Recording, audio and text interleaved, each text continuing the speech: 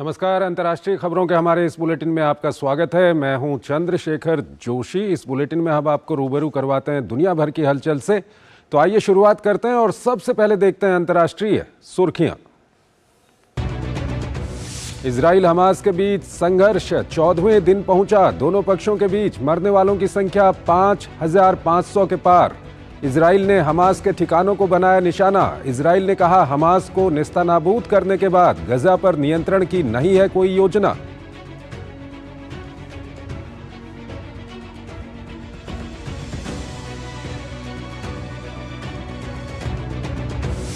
अब भी मानवीय सहायता के लिए तरस रहा है गाजा। संयुक्त राष्ट्र प्रमुख ने कहा, गाजा सहायता पर प्रतिबंधों पर स्पष्टता की जरूरत। ब्रिटिश पीएम ने मिस्र के राष्ट्रपति के साथ बैठक कर गाजा को जल्द से जल्द मानवीय सहायता मुहैया कराने पर दिया जोर।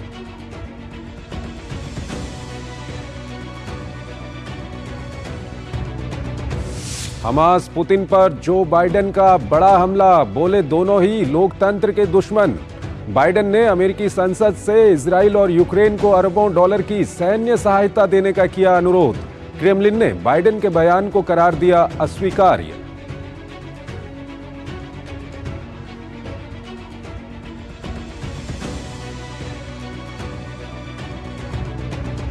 राजनयिकों की संख्या के मामले में भारत का कनाडा को सख्त जवाब।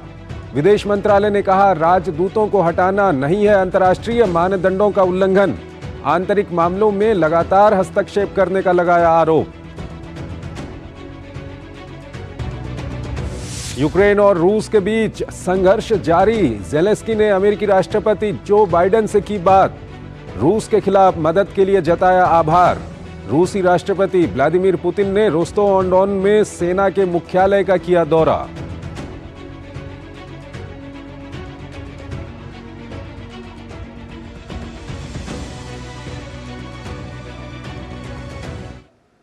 और आइए सबसे पहले आपको लिए चलते हैं एशिया की ओर।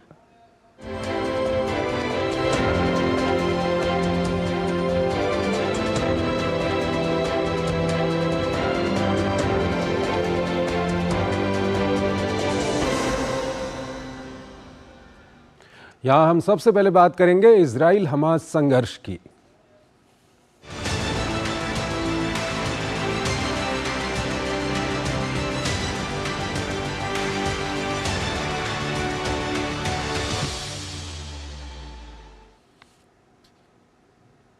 इजराइल और हमास के बीच युद्ध के 14 दिन बीत चुके हैं। हालात और भी खराब होते जा रहे हैं। मरने वालों की संख्या लगातार बढ़ रही है। घायलों की संख्या में भी इजाफा हो रहा है। वहीं इजराइल युद्ध की घोषणा के बाद से ही हमास के आतंकियों के ऊपर किसी भी तरह से रहम दिखाने के मूड में नहीं है। इजराइल के करीब 1000 टैंक गाजा की सीमा के अंदर घुसने के लिए पूरी तरह से तैयार है।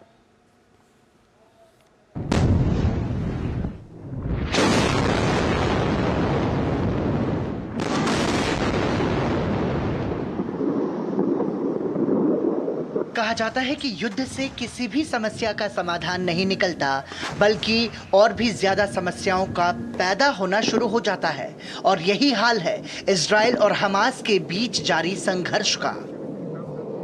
दोनों के बीच जारी संघर्ष का आज 14वां दिन है और दिन ब दिन स्थिति लगातार खराब होती जा रही है। इस दौरान मरने वालों की संख्या बढ़ रही है, तो वहीं दूसरी तरफ घायलों की संख्या में भी लगातार इजाफा हो रहा है। इजराइल में अब तक मरने वालों की संख्या 1400 से अधिक पहुंच चुकी है, जबकि गाजा पट्टी में भी मृतकों की संख्या लगातार तेजी से बढ़ते हुए 4100 से ज्यादा पहुंच गई है। वहीं इजराइल भी युद्ध की घोषणा के बाद से हमास के आतंकियों पर किसी भी तरह से रहम दिखाने के मूड में नहीं दिख रहा है। IAF ने हमास के सैकड़ों परिचालन ठिकानों पर हमला बोल दिया है। उधर इजराइल के प्रधानमंत्री बेंजामिन नेतन्याहू ने गाजा सीमा पर गोलानी ब्रिगेड के साथ बैठक की। इस दौरान उन्होंने कहा कि इजराइल अपने दुश्मनों पर कठोर प्रहार करेगा और हम पूरी ताकत से जीतने जा रहे हैं। मैं यहाँ देश के सभी हिस्सों से आए गोलानी सैनिकों के साथ हूँ। वे शेरों की तरह लड़े हैं और शेरों की तरह ही लड़ेंगे। हम पूरी ताकत से जीतेंगे। क्या आप इसके लिए तैयार हैं? इस बीच इजरायली सेना ने पूरे गाजा को घेर लिया है। इजरायली सेना बॉर्डर पर 1000 टैंकों के साथ स्टैंड बाय मोड पर है। अधिकारियों के मुताबिक अब वो कभी भी गाजा के अंदर घुस सकते हैं। वहीं इजराइल के रक्षा मंत्री योव गैलेंट ने गाजा के पास इजराइल की दक्षिणी कमान का दौरा किया और इन्फेंट्री के सैनिकों के साथ एक बैठक की। इस दौरान योव गैलेंट ने सेना से कहा कि हमास के कब्जे वाले गाजा में प्रवेश करने के लिए आदेश जल्द ही आएगा। इस चीज के लिए कोई माफी नहीं है, केवल हमास का पूर्ण विनाश। आतंकी ढांचा वह सब कुछ जिसका आतंकवादियों और उन्हें भेजने वालों से लेना देना है। तैयार रहें, आदेश आ जाएगा। अब तक आप गाजा को दूर से देखते थे, जल्द ही आप इसे अंदर से देखेंगे। इसके अलावा इजरायली सेना ने लेबनान में हिजबुल्लाह के ठिकानों पर रात भर हमले किए। वहीं हिजबुल्लाह ने भी इजराइल के सीमावर्ती गांव मनारा पर मिसाइल दागी। इजराइल ने इसके अलावा दक्षिणी लेबनान के पास सीमावर्ती शहर किरियत शमोना के निवासियों को हटने का आदेश दिया है। इसके अलावा पेंटागन के सैन्य प्रवक्ता ने बताया कि इजराइल की मदद के लिए अमेरिका 2 आयरन डोम मिसाइल रक्षा प्रणालियों के समेत सैन्य सहायता भेज रहा है। इजरायल को अमेरिकी समर्थन के संबंध में युद्ध सामग्री सहित सैन्य सहायता लगातार भेजी जा रही है। मौजूद स्टॉक से आयरन डोम इंटरसेप्टर इजरायल को जल्द प्रदान किए जा रहे हैं। उधर गाजा पट्टी में एक चर्च परिसर में शरण लेने वाले कई विस्थापित लोग गुरुवार देर रात हमले की चपेट में आ गए। इस दौरान कई लोगों की मौत हो गई और कई अन्य घायल हो गए। लोग हवाई हमलों और विनाश से बचने के लिए यहाँ आए थे। उन्हें लगा कि वे यहाँ सुरक्षित हैं, लेकिन आसमान में विमानों के हमलों से बचना बहुत मुश्किल है। हमारे लिए जान बचाना मुश्किल हो रहा है। गौरतलब है कि 7 अक्टूबर से आतंकी संगठन हमास द्वारा इजराइल पर किए गए हमले से शुरू हुए इस संघर्ष में अब तक लगभग 5500 से ज्यादा लोगों की मौत हो चुकी है। भले ही दोनों पक्ष कई दावे कर रहे हों, लेकिन हर जिंदगी के खत्म होने के साथ ही हार तो मानवता की ही हो रही है। इजराइल और हमास के युद्ध में सबसे बुरी तरह पिस रहे हैं गाजा के लोग। गाजा में लोग ज़रूरी चीज़ों के लिए तरस रहे हैं। इजराइल ने राफा क्रॉसिंग के जरिए लोगों तक राहत सामग्री पहुंचाने की इजाज़त तो दे दी है, लेकिन उसकी शर्तों के कारण ऐसा होते नहीं दिख रहा। एक कहावत है कि युद्ध कर देता है सब कुछ नष्ट, हंसते हुए चेहरों की छीन लेता है मुस्कान। ये तस्वीरें हैं गजा पीड़ितों की, जो कि इजराइल और हमास के बीच जारी संघर्ष में पिस रहे हैं। हालात इतने बदतर हो चुके हैं कि उनको बुनियादी सुविधाओं, बिजली और पानी, भोजन, ईंधन और चिकित्सा संसाधनों की कमी से जूझना पड़ रहा है। उधर रफा क्रॉसिंग के माध्यम से गजा में अत्यंत आवश्यक मानवीय सहायता पहुंचाने के लिए प्रयास चल रहे हैं। दुनिया भर के कई देश और गैर सरकारी संगठन यहां सैकड़ों टन आवश्यक मदद भेज रहे हैं, लेकिन अभी भी मदद गाजा वासियों तक नहीं पहुंच पाई है। संयुक्त राष्ट्र महासचिव एंटोनियो गुटरेस शुक्रवार को मिस्र और गजा पट्टी के बीच रफा सीमा पर पहुंचे, जहां उन्होंने सभी अंतर्राष्ट्रीय दलों से मिलकर काम करने का आह्वान किया। साथ ही गाजा में फंसे फिलिस्तीनियों तक मानवीय सहायता पहुंचाने की अपील की। हमने बहुत सारे ट्रक देखे हैं जिनमें पानी, ईंधन, दवा, भोजन, बिल्कुल वही चीजें लदी हुई थीं जिनकी दीवार के उस तरफ जरूरत है। ये ट्रक सिर्फ ट्रक नहीं है, ये एक जीवन रेखा है। वे गाजा में इतने सारे लोगों के लिए जीवन और मृत्यु के बीच का अंतर है।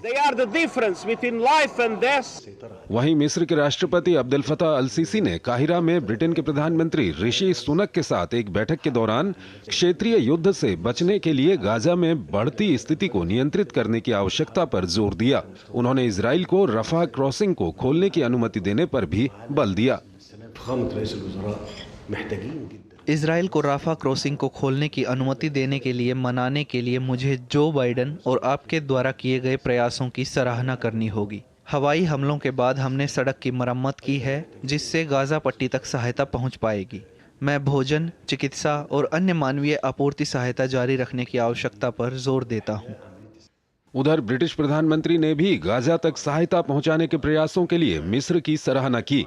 इस दौरान उन्होंने कहा कि हम गाजा में रह रहे 23 लाख लोगों तक अतिरिक्त मानवीय सहायता प्रदान करने के लिए प्रतिबद्ध हैं।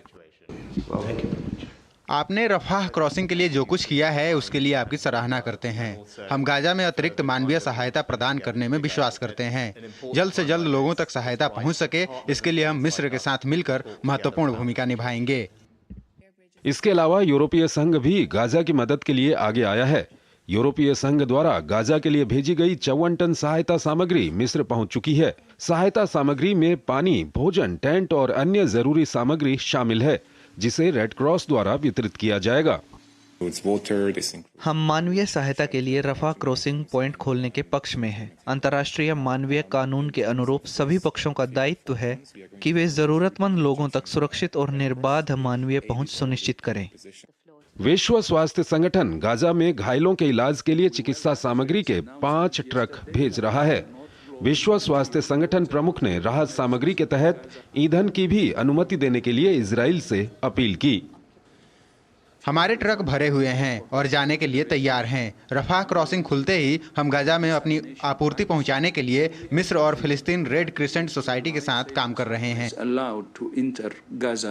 गाजा में मानवीय सहायता पहुंचना समय की जरूरत है। मिस्र के उत्तरी सिनाई में स्थित रफा क्रॉसिंग ही एक जरिया है जिससे गाजा पट्टी में सहायता पहुंचाई जा सकती है। इजराइल ने भले ही गाजा तक मानवीय सहायता की पहुंच को मंजूरी दे दी है, लेकिन उनकी शर्तों ने अभी तक गाजा के लाखों लोगों को बुनियादी सुविधाओं से महरूम किया हुआ है। इजराइल हमास युद्ध से जुड़ी हुई खबरें अभी और भी हैं, लेकिन पहले एक छोटा सा ब्रेक लेते हैं।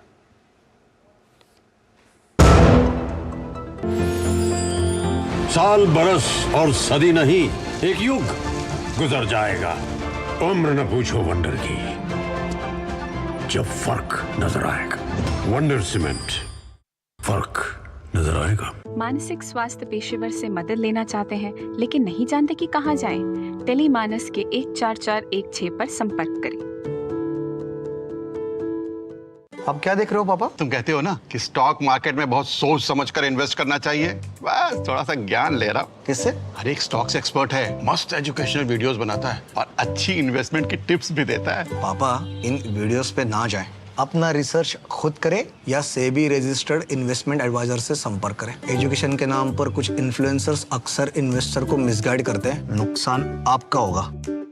सोच कर, समझ कर, इन्वेस्ट कर। साल, बरस और सदी नहीं, एक युग गुजर जाएगा। उम्र न पूछो वंडर की, जब फर्क नजर आएगा। वंडर सीमेंट, फर्क नजर आएगा। स्वागत है आपका। ब्रेक के बाद हम बात कर रहे हैं इजराइल और हमास के बीच चल रहे युद्ध की। इजराइल हमास युद्ध के बाद दुनिया में गोलबंदी भी साफ दिख रही है। अमेरिका समेत कई देश इजराइल का समर्थन कर रहे हैं, तो रूस और उसके साथी इजरायली कार्रवाई का विरोध कर रहे हैं। ब्रिटेन और फ्रांस भी सक्रिय दिखाई दे रहे हैं, तो हमले के खतरे को देखते हुए इजरायली राजनयिकों ने तुर्की छोड़ दिया है।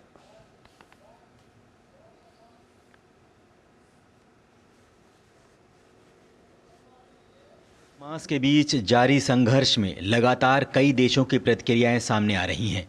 अमेरिका समेत दुनिया के कई देश जहां गाजा में इजराइल की कार्रवाई का समर्थन करते दिख रहे हैं, तो वहीं रूस समेत कई अन्य देश इजरायली कार्रवाई पर विरोध जता रहे हैं।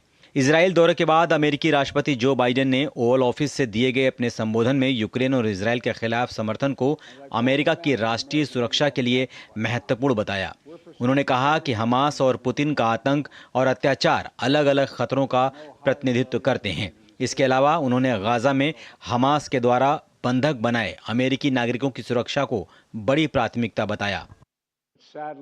हमास ने अमेरिकी नागरिकों को बंधक बना रखा है। ऐसे में हम अपने प्रियजनों को घर लाने के लिए हर संभव प्रयास कर रहे हैं।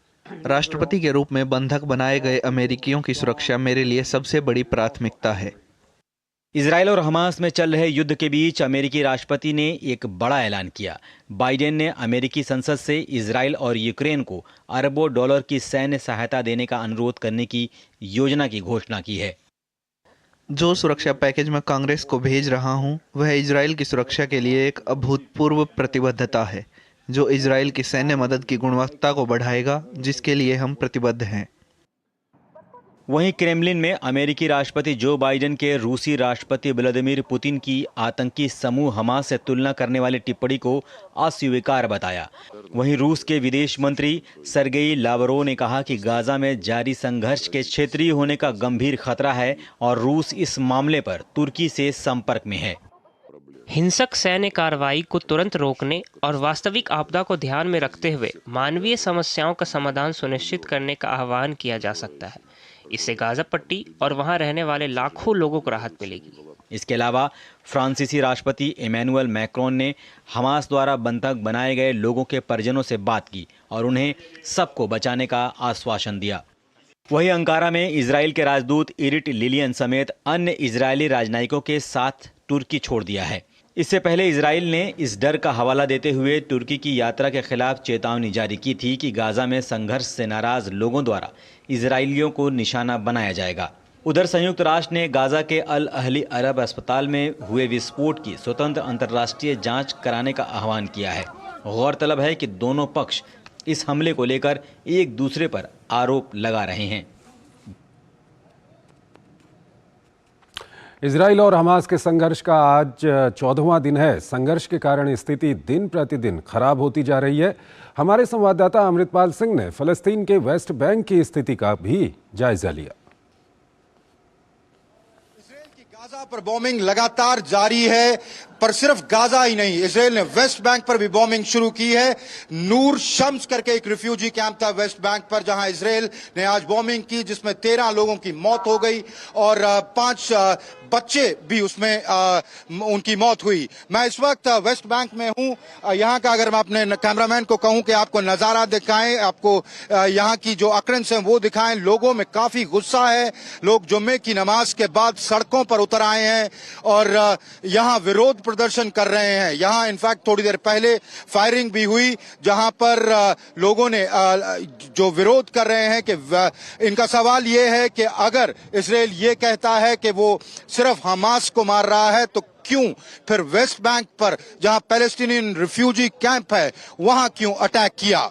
तो दोनों साइड्स पे, इजराइल में भी और फलस्तीन में भी, लोगों का गुस्सा अरूज पे है और जो बदले की भावना है वो भी अरूज पे है।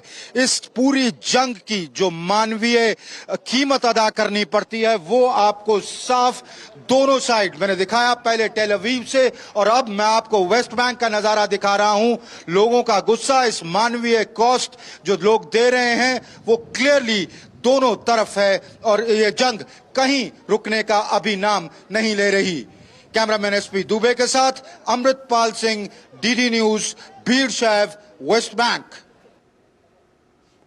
और आइए यरूशलेम चलते हैं। हमारे संवाददाता अमृतपाल सिंह वहां पर मौजूद हैं, उनसे हम बातचीत करेंगे। अमृत, आपकी हम रिपोर्ट देख रहे थे, वेस्ट बैंक की आपकी रिपोर्ट देखी।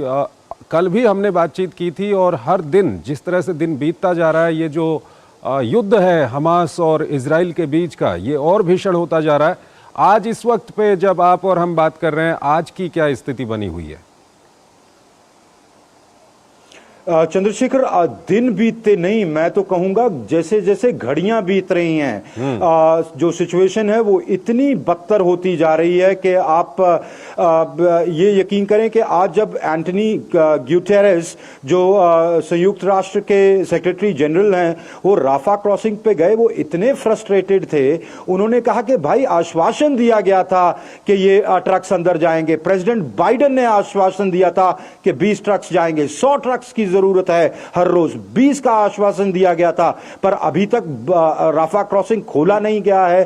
तो बहुत, और अंदर गाजा पट्टी में स्थिति यह है कि हॉस्पिटल्स में लाइट चली गई है क्योंकि ईंधन की कमी है, पावर की कमी है, सर्जरीज नहीं हो पा रही हैं लोगों की। लोग लिटरली मर रहे हैं, एक तो शेलिंग से और दूसरा लैक ऑफ एसेंशियल आइटम से, मेडिसिन से, खाने से, पीने के पानी से। तो बहुत वहां और डिस्प्लेसमेंट। सुने, आप अपना घर छोड़ के कहीं दूर जाएं, आप खुले में वहां रहें टेंटों में, और आपके पास खाने को खाना ना हो, बच्चों के पास पीने को पानी ना हो, माएँ अपने बच्चों को दूध ना पिला पाएं और 100 ट्रक राफा क्रॉसिंग पे खड़ा रहे और अमेरिकी राष्ट्रपति और इजरायली राष्ट्रपति और मिस्र के राष्ट्रपति कहें कि हाँ सहमति बन गई है। तो इतनी फ्रस्ट्रेशन थी एंटोनी ग्यूटेरेस को कि उन्होंने कहा ये लाइफलाइन है जिसको आप रोके बैठे हैं। वो खुद उतर गए सड़क पर। कल काहिरा में जब लीडर्स मिलेंगे तो वो यही उनकी कवायद होगी कि इसको सबसे पहले खोला जाए। और दूसरा आपने पूछा स्थिति देखें बहुत ही भयानक है। ये लगातार बॉम्बिंग्स कर रहे हैं। उधर हमास भी काबू नहीं आ रहा है, वो भी बाज नहीं आ रहा है। वो लगातार इजराइल पे रॉकेट्स दागता जा रहा है, एक दूसरे को प्रोवोक कर रहे हैं और उससे स्थिति ये है कि शेलिंग और तेज कर दे रही हैं दोनों साइड्स। उधर हिजबुल्लाह अपनी फायरिंग जारी रख रहा है। लोग मैं अभी यरूशलेम में हूं, मुझे इतने लोग सड़कों पे मिले जो बेचारे लेबनान के बॉर्डर के अलोंग से अभी तक रात को यहाँ उतर रहे हैं यरूशलेम में, माइग्रेट हो रहे हैं। उनको पता नहीं है कहाँ जाएं, होटल्स में जगह नहीं है रहने की। तो बहुत क्योस हो रही है दोनों साइड्स पर इस जंग की, जो मैं अपनी रिपोर्ट पे कह रहा था कि इसकी जो ह्यूमैनिटेरियन कॉस्ट है ना, वो जंग की साफ आपको दोनों तरफ दिखती है। अमृतपाल, ये जो कॉन्फ्लिक्ट है इसका अगर हम मिलिट्री एस्पेक्ट जो है उस पर अगर आपसे बात करें तो इजराइल के जिस तरह से बयानात आ रहे हैं, वो कह रहे हैं हम नेस्तनाबूद कर देंगे, हम छोड़ेंगे नहीं, लेकिन इसका असर कितना हो रहा है? जो इजराइल का ऑपरेशन है उसका हमास पर कितना असर दिखाई दे रहा है? देखिए, हमास को नुकसान तो पहुंच रहा है चंद्रशेखर। उनके जो टॉप मिलिट्री कमांडर हैं कल वो मार दिए। आज उनकी पॉलिट ब्यूरो की एक बड़ी सीनियर नेता हैं जमीला शांति, उनको उनके परिवार को कंप्लीटली मतलब उनकी फैमिली को मार दिया और उनको भी मार दिया। तो जो ये बॉम्बिंग्स हो रही हैं उससे उनका इंफ्रास्ट्रक्चर तो वीकन हो रहा है। ख़त्म इसमें नाबूद कर देंगे वो कहना आसान है, या वो शायद उस तरह का जज्बा, जब आप जंग लेके जाते हैं तो आप यही सोच के जाते हैं कि मैं अपना ऑब्जेक्टिव पूरा करके आऊँगा, पर मान ले उसमें से आप 70-80% भी अचीव कर लें। तो इनका जो मिलिट्री, आपने पूछा कि मिलिट्री इनका जो सोल्यूशन या मिलिट्री ऑप्शन जो इन्होंने खोली है वो ये है कि हमास को कंसिडरेबली वीकन करें, उसके बाद हमास को टारगेटेड किलिंग्स करें। और आज इनके डिफेंस मिनिस्टर ने कह दिया, I have told my troops to go inside and see Gaza, और हम गाजा पर नई किस्म की रजीम बनाएंगे। पर मैं इनको ज्यादा सीरियसली नहीं स्टेटमेंट्स को ले रहा, क्योंकि कर करा के ये मिनिस्टर्स और प्राइम मिनिस्टर्स ये पॉलिटिशियंस भी होते हैं, तो इनको अपनी जो कॉन्स्टिट्यूएंसी है, डोमेस्टिक कॉन्स्टिट्यूएंसी, वो भी देखनी है। तो वो पब्लिक कंजम्पशन के लिए भी हो सकती है। अमृत, इस सब के बीच एक तरफ यहाँ लोगों का रेट्रिब्यूशन और रिवेंज। अमृत, अगर हम हमास को छोड़ के हिजबुल्लाह की बात करें, लेबनान फ्रंट की बात करें, तो वहां पर कितनी बड़ी चुनौती इजराइल के लिए है? अगर वो बॉर्डर खुल गया चंद्रशेखर, तो फिर तो युद्ध कंप्लीटली बिल्कुल अलग रुख अपना इख्तियार कर लेगा। अभी फायरिंग हो रही है दोनों साइड से। वो हिजबुल्लाह इन पर मिसाइल्स दाग रहे हैं, बहुत ज़्यादा तीव्र नहीं है जैसे हमास और इनकी लड़ाई है, ऐसा नहीं है, पर इंटरमिटेंटली वो कर रहे हैं। इनको हाल ये हो गया कि इनको अपने वहाँ से 5 किलोमीटर अंदर तक इजराइल की टेरिटरी में इनको अपने सभी गांव, सभी टाउन्स खाली करवाने पड़ रहे हैं। और लगातार इवैक्यूएशंस चल रही हैं। हम जब बात कर रहे हैं तब भी इवैक्यूएशंस चल रही हैं। मैं यरूशलेम थोड़ी देर पहले पहुंचा हूं, रामल्ला से, वेस्ट बैंक से मैं उसका दौरा कर रहा था दिन में। तो मुझे आते ही यरूशलेम में आपको रिफ्यूजीज दिखते हैं, इंटरनली डिस्प्लेस्ड लोग दिखते हैं, सड़कों पर बैठे बूढ़े लोग, छोटे बच्चे, माएँ उनको गोद में उठा के बैठी हैं, होटल्स यहाँ फुल हो गए हैं। तो वो हिजबुल्लाह ने पूरा फ्रंट नहीं खोला। अगर वो हो गया तो फिर तो ये जो सिनेरियो है वो बहुत ही बदतर स्थिति में चला जाएगा। शुक्रिया अमृतपाल सिंह, ये सभी जानकारियां हमारे दर्शकों तक पहुंचाने के लिए बहुत बहुत शुक्रिया आपका। और आइए अगली खबर की ओर हम अपने दर्शकों को लिए चलते हैं। भारत के विदेश मंत्रालय ने भारत में कनाडा के राजनयिकों की अधिक संख्या और भारत के अंदरूनी मामलों में उनके लगातार हस्तक्षेप को देखते हुए दोनों देशों के बीच राजनयिकों की संख्या में समानता होने की बात कही है। मंत्रालय ने एक बयान में कहा है कि भारत इस संबंध में कार्यान्वयन के बारे में पिछले 1 महीने से कनाडा के संपर्क में है। मंत्रालय का कहना है कि राजनयिकों की संख्या में समानता लागू करने में भारत की कार्रवाई राजनयिक संबंधों के बारे में वियना संधि के अनुच्छेद 11 के भाग 1 के अनुरूप है। भारत ने कहा है कि ये समानता लागू करने की कोशिश में भारत ने किसी अंतर्राष्ट्रीय नियम का उल्लंघन नहीं किया है। भारत ने कड़े शब्दों में कहा है कि नियमों के मुताबिक उठाए गए हमारे कदम को अंतर्राष्ट्रीय मानदंडों के उल्लंघन के रूप में प्रचारित करने के किसी भी प्रयास को हम अस्वीकार करते हैं। एक छोटा सा ब्रेक।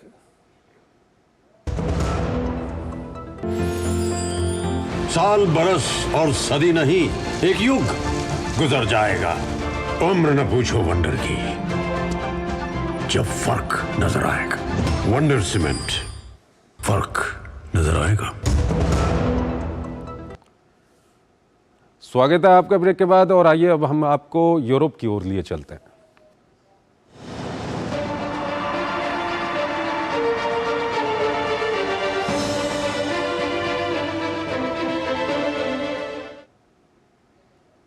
इजराइल हमास युद्ध के कारण रूस यूक्रेन युद्ध समाचारों की सुर्खियों में नहीं है, लेकिन रूस यूक्रेन युद्ध भी काफी भीषण बना हुआ है। कयास लग रहे थे कि इजराइल की मदद के कारण अमेरिका का ध्यान यूक्रेन की मदद से हट सकता है, लेकिन ऐसा नहीं हुआ। इसके लिए यूक्रेनी राष्ट्रपति जेलेंस्की ने अमेरिका को धन्यवाद भी दिया। इस बीच रूसी राष्ट्रपति पुतिन ने दक्षिण में सेना के मुख्यालय का दौरा किया और युद्ध की ताजा स्थिति का जायजा लिया।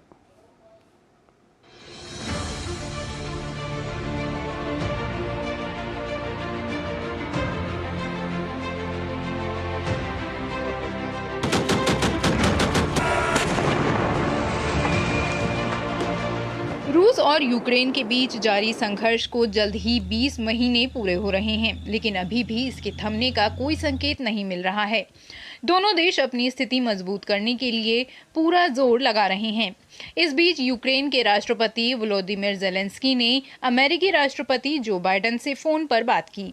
राष्ट्रपति जेलेंस्की ने बताया कि उन्होंने बातचीत के दौरान राष्ट्रपति बाइडेन को अमेरिका की सहायता के लिए धन्यवाद दिया। गौरतलब है कि हमास और इजराइल के बीच छिड़े संघर्ष के दौरान यूक्रेन की मदद से पश्चिमी देशों का ध्यान हटने की बात भी कही जा रही थी, लेकिन अमेरिका की तरफ से यूक्रेन को दिए गए आर्मी टैक्टिकल मिसाइल सिस्टम के बाद अब इन अटकलों पर लगाम लगती दिख रही है। मैंने अमेरिका के राष्ट्रपति जो बाइडेन से बात की। हमेशा की तरह यह एक ठोस सहयोगी जैसी बातचीत थी। इसमें समर्थन का एक मजबूत संकेत था, जितना जीतने के लिए जरूरी है। हमने अन्य बातों के अलावा सैन्य समर्थन पर भी चर्चा की। ATAC मिसाइल सिस्टम यूक्रेन की मुक्ति में तेजी लाने में हमारी मदद कर सकता है। अमेरिकी राष्ट्रपति जो बाइडेन ने अपने संबोधन में यूक्रेन के लिए खुलकर समर्थन जताया है। उन्होंने कहा कि वो कांग्रेस से ये सुनिश्चित करने के लिए कहेंगे कि यूक्रेन को बिना किसी रुकावट के अपने देश की रक्षा के लिए आवश्यक हथियार मिलते रहें। मैं कांग्रेस से ये सुनिश्चित करने के लिए कह रहा हूं कि हम यूक्रेन को बिना किसी रुकावट के अपने देश की रक्षा के लिए आवश्यक हथियार भेजना जारी रख सकें। मैंने शुरू से कहा है कि मैं यूक्रेन में लड़ने के लिए अमेरिकी सेना नहीं भेजूंगा। वहीं रूसी राष्ट्रपति व्लादिमीर पुतिन ने गुरुवार देर रात दक्षिणी शहर रोस्तोव-ऑन-डोन की यात्रा की। यहां राष्ट्रपति पुतिन ने रूसी सेना के मुख्यालय का दौरा किया। उन्होंने इस दौरान कमांडर और chief of general staff general Valery Gerasimov से मुलाकात की और यूक्रेन के साथ जारी युद्ध की ताज़ा स्थिति का आकलन किया। विदेश मंत्री लावरोव ने रूस पर उत्तर कोरिया से सैन्य मदद लेने के आरोपों को खारिज कर दिया। उन्होंने व्हाइट हाउस के प्रवक्ता जॉन किर्बी के इन आरोपों को अफवाह बताते हुए नकार दिया। मैं इसे अफवाह कहता हूँ। मैं एक बार फिर से कहता हूँ कि अगर वे सैटेलाइट इमेज पर इतना भरोसा करते हैं तो ऐसी कई स्थितियां हैं जहां ये इमेज स्थिति को सामान्य बनाने में मदद कर सकती हैं। वहीं रूसी रक्षा मंत्रालय ने शुक्रवार को एम्वागार्ड साइलो आधारित अंतर महाद्वीपीय बैलिस्टिक मिसाइल प्रणाली का फुटेज जारी किया। मंत्रालय ने बताया कि हाइपरसोनिक इकाई से मिसाइल प्रणाली लैस करने से रूसी रणनीतिक परमाणु बलों की लड़ाकू क्षमता में बढ़ोतरी होगी। दूसरी तरफ बेल्जियम और नीदरलैंड से 2 माइन स्वीपर जहाज शुक्रवार को एस्टोनिया की राजधानी तलीन पहुंचे।